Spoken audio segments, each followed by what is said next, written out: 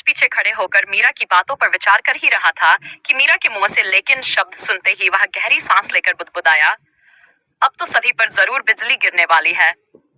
मीरा की नजर अचानक राज पर पड़ी और उसके चेहरे पर हल्की सी टेढ़ी मुस्कान आ गई। राज ने यह देख जल्दी से अपना सिर झुका लिया। फिर मीरा ने सबको संबोधित करते हुए कहा, लेकिन इन 2 महीनों के दौरान अगर मुझे किसी भी स्टाफ या अन्य कर्मचारी के काम में थोड़ी भी लापरवाही दिखाई दी तो उसे उसी समय कंपनी से बाहर निकाल दूंगी। और अगर किसी को मेरी बात पसंद नहीं आई हो तो वह अभी जा सकता है, क्योंकि मुझे अपनी कंपनी में केवल काम के प्रति ईमानदार स्टाफ ही चाहिए। मीरा की बात सुनकर सभी लोग एक दूसरे की तरफ देखने लगे। कुछ लोग जाने की तैयारी में थे। तभी मीरा ने कहा, अगर आज कोई कंपनी से जाता है तो उसे कभी वापस नहीं लिया जाएगा। यह सुनकर जो लोग जा रहे थे वे पलटकर देखते हैं और ये देखकर कि अब उनके पीछे कोई और नहीं आ रहा है, वे भी अपनी जगह लौट आते हैं। कुछ देर इंतजार करने के बाद जब कोई नहीं गया तो मीरा ने सिर हिलाते हुए कहा, ठीक है, आप सभी का फैसला मुझे समझ आ गया है। अब ये मीटिंग यहीं समाप्त होती है। सभी लोग अपने अपने काम पर वापस लौट सकते हैं। सभी के जाने के बाद अब मीटिंग हॉल में सिर्फ मीरा, रोहित, समीर, पूजा और राज ही बचे थे। रोहित मीरा के पास आकर बोला, मीरा, तुम्हें नहीं लगता कि कंपनी की हालत सुधारने के लिए 2 महीने का समय बहुत कम है? रोहित की बात सुन मीरा ने जवाब दिया, भाई आप चिंता मत करो, मैं सब ठीक कर सकती हूँ और आप भी तो मेरे साथ हो। रोहित ने मुस्कुराकर कहा, मुझे पता है कि मेरी मीरू एक दिन इस कंपनी को टॉप पर ले जाएगी। इसके बाद मीरा ने पूजा और समीर की ओर देखते हुए पूछा, क्या तुम दोनों मेरी मदद करोगे? पूजा और समीर ने एक दूसरे को देखकर कहा, कैसी मदद? मीरा ने दोनों को देखते हुए कहा, क्या तुम दोनों मेरी कंपनी में ज्वाइन करोगे? यह सुनकर पूजा ने सिर हिलाकर कहा, ठीक है, मुझे कोई दिक्कत नहीं है। समीर भी सिर हिला देता है, खुश कि वह मीरा के पास रह सकेगा। दोनों की हाँ सुनकर मीरा ने रोहित से कहा, भाई इन दोनों को इनका केबिन दिखा देना और काम भी समझा देना। रोहित सिर हिलाकर पूजा और समीर को साथ लेकर चला जाता है।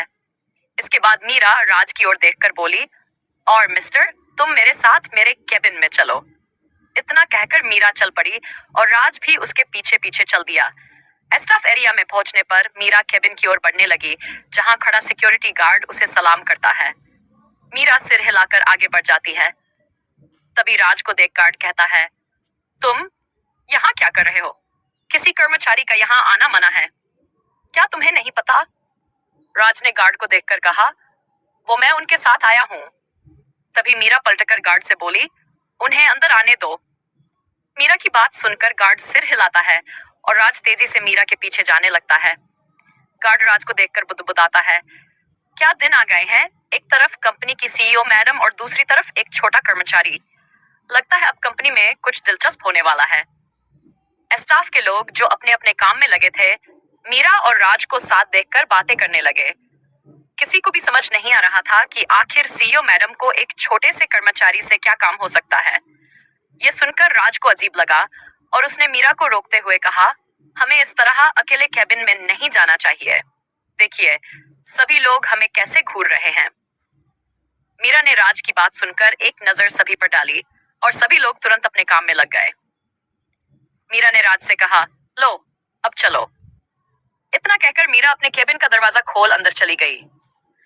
राज एक बार स्टाफ को देखता है जो अब अपने अपने काम में लग चुके थे और फिर केबिन के अंदर चला गया। मीरा अपनी कुर्सी पर बैठकर कंप्यूटर पर काम करने लगी।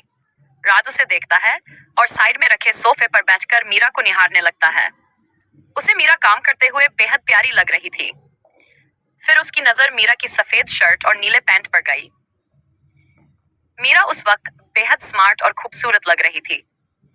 राज की नजरें अनचाहे ही बार बार मीरा के चेहरे और होंठों पर जा रही थी, जिससे उसे अपना गला सूखता महसूस होने लगा।